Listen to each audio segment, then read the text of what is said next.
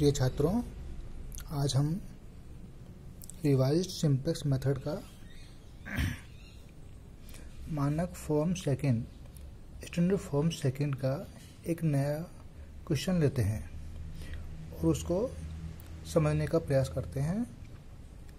ध्यान से देखिए, ये प्रॉब्लम सोल्व करने के पश्चात हमें यह मेथड और अधिक सरल लगेगा और हम विभिन्न क्वेश्चंस को, प्रॉब्लम्स को सोल्व करने में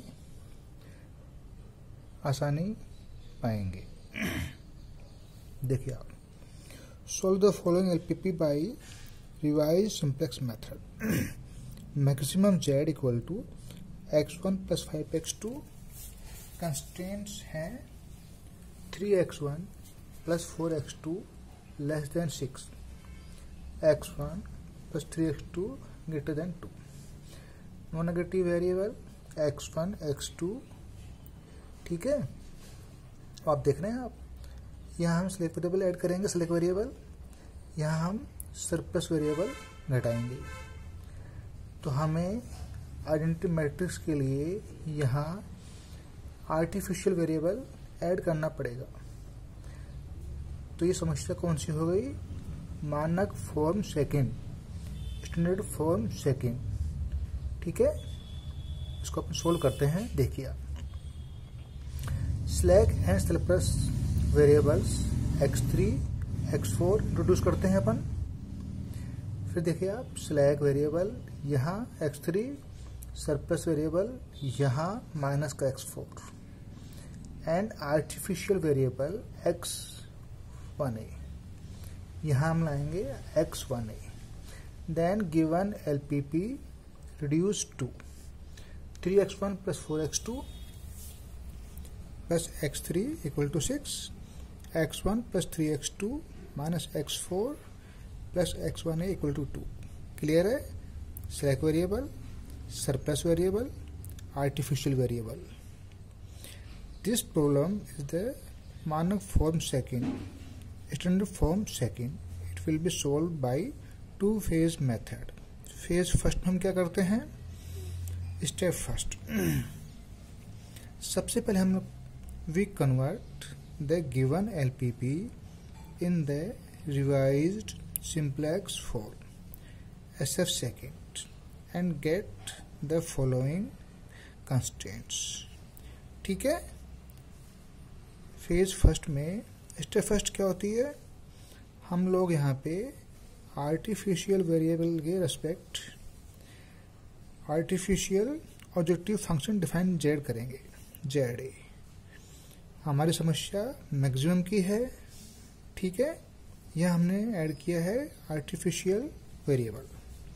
इसके रेस्पेक्ट हम लाएंगे आर्टिफिशियल ऑब्जेक्टिव फंक्शन ZA। देखिए आप, ठीक है, हमने z को शामिल कर लिया, ZA ले आए अपन लोग x1a। तो ZA क्या है? माइनस का x1a। ये अपने जो आर्टिफिशियल वेरिएबल ऐड किया था उसमें c का मान -1 लेते हैं, यहाँ पे अपन लाएंगे तो ये आ जाएगा ZA प्लस का x1a। ठीक है। बाकी सब काम सेम ही है, अपन बार बार कर चुके हैं। z शामिल करते हैं अपन लोग, ZA शामिल कर रहे हैं, बाकी हमारी कंस्ट्रेंट्स हैं। ठीक है। हम क्या करते हैं यहाँ पे? ZA is the artificial objective function to be maximized in phase first, यानी कि maximum ZA equal to minus x1a। यह हमारे पास केवल एक ही वेरिएबल है आर्टिफिशियल, इसलिए ये एक ही आएगा। ठीक है। आगे चलिए आप, step second, the system of constraints can be expressed in the matrix form as follows. जो हमारा पूरा सिस्टम है इसको हमने मैट्रिक्स फॉर्म में डिफाइन किया है। हम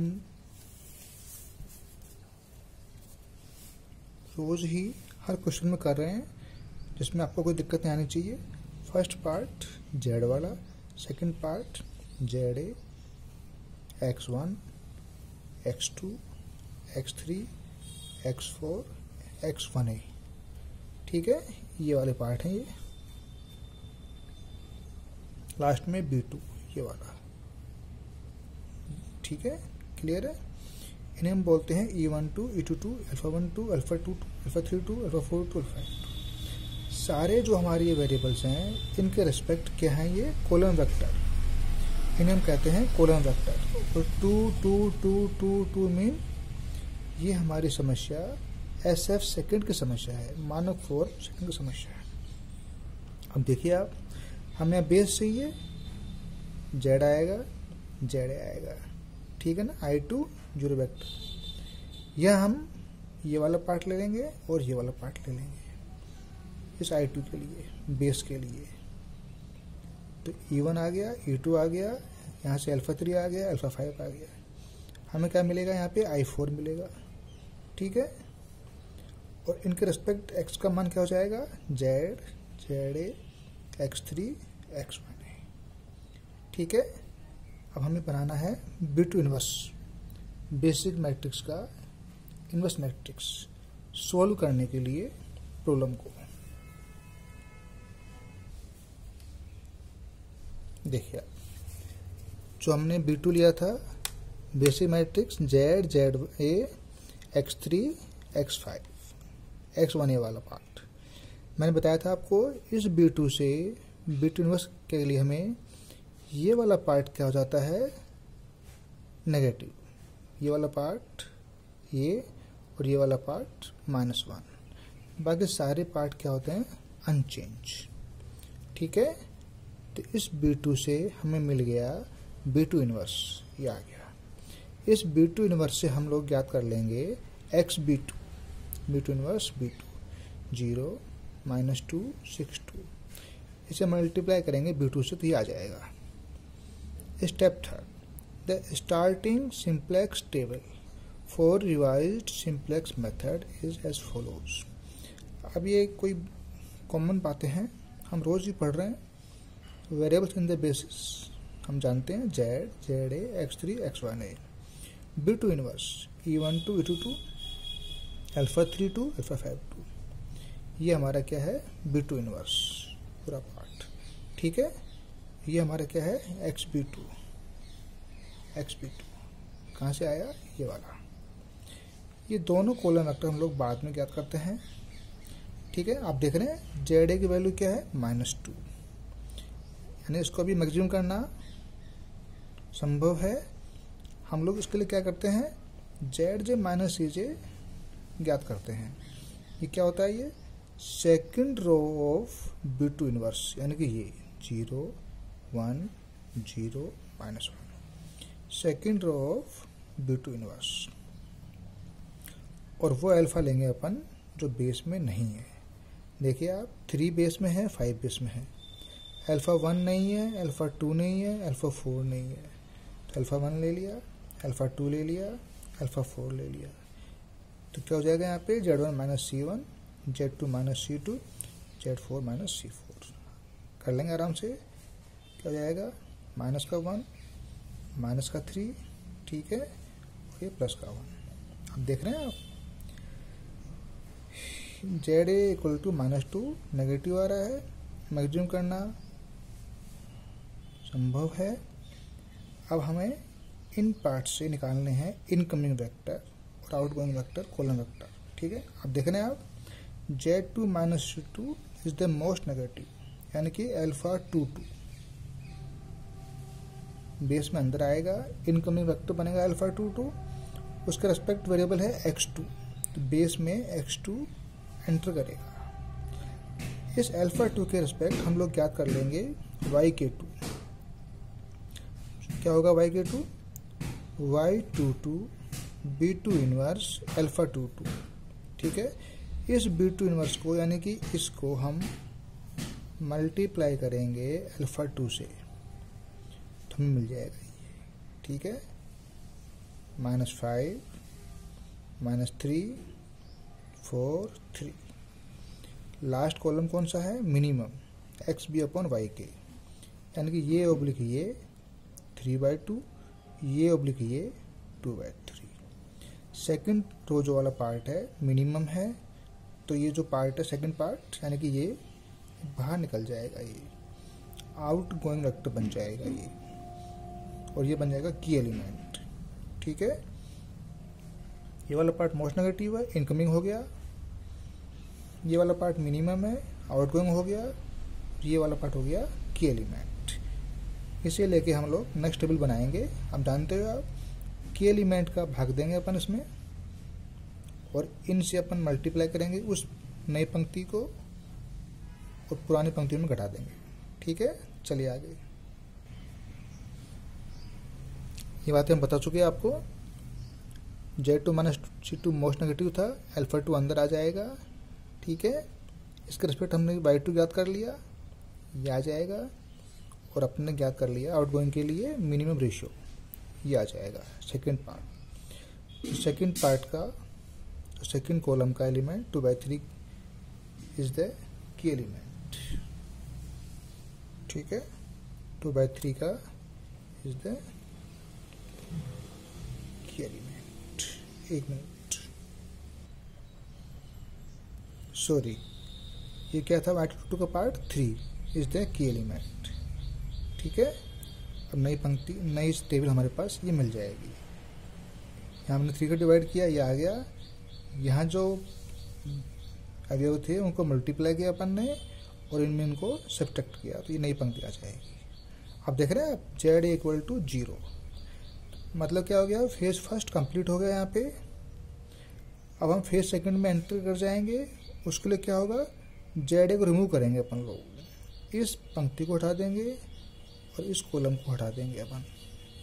ठीक है, फेज सेकंड में हम क्या करेंगे? Z को रिमूव कर देंगे, सेकंड पंक्ति, सेकंड कॉलम हटा देंगे, और हम नए टेबल बनाएंगे फेज सेकंड में, जिसमें हमको Z को मैक्सिमम करना है। देखिए आप, ठीक है, Z 0 हो गया, फेज फर्स्ट कंप्लीट हो गया।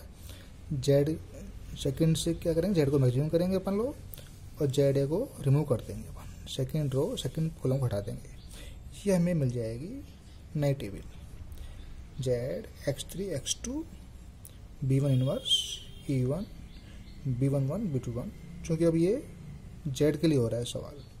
अल्फा 3 1 अल्फा 2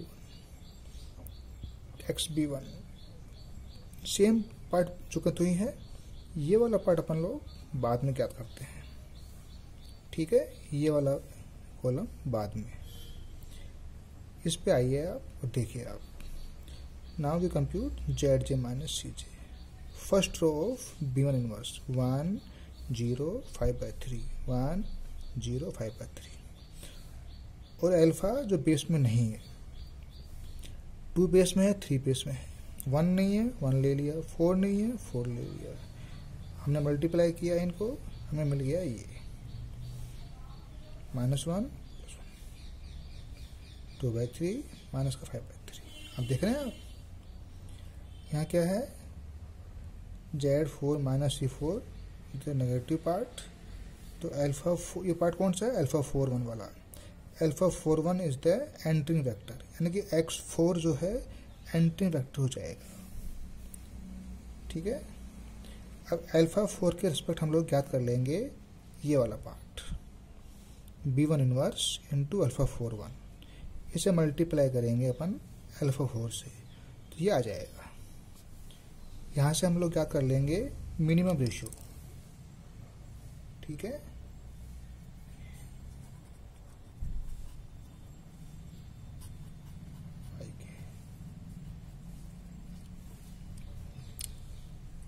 ठीक है, क्या होता है ये बटा ये हम नहीं लेंगे क्योंकि नेगेटिव पार्ट है। तो x3 क्या हो गया? आउट गोइंग वेक्टर, ये बन गया 4/3 की एलिमेंट। आप देख रहे हैं आप, अल्फा 4 से हमने एंटर करा दिया बेस में, यहाँ से हम लोग ने y41 ज्ञात कर लिया, यहाँ से मिनिमम पार्ट एक ही रो है, निकल जाएगा। ये 4/3 बन गया हमारा की एलिमेंट। इस 4/3 से अपन लोगों ने क्या किया? नई टेबल बनाई है, ये आ जाती है नई टेबल अपने पास में, जो कि हम रोज ज्ञात कर रहे हैं। फिर वही ZJ माइनस CJ ज्ञात करेंगे। फर्स्ट रो ये 1 5/4 0 1 5/4 0। ठीक है, जो बेस में नहीं है, अल्फा 1 नहीं है, अल्फा 3 नहीं है, इनके रेस्पेक्ट देखिए आप, पॉजिटिव पार्ट आ रहे हैं, जेड जे माइनस थ्री जे पॉजिटिव हो गए, solution is optimal solution. x1 नहीं है 0, x2 3/2, x2 3/2, जेड की वैल्यू 15/2। हमारा सवाल ये कंप्लीट।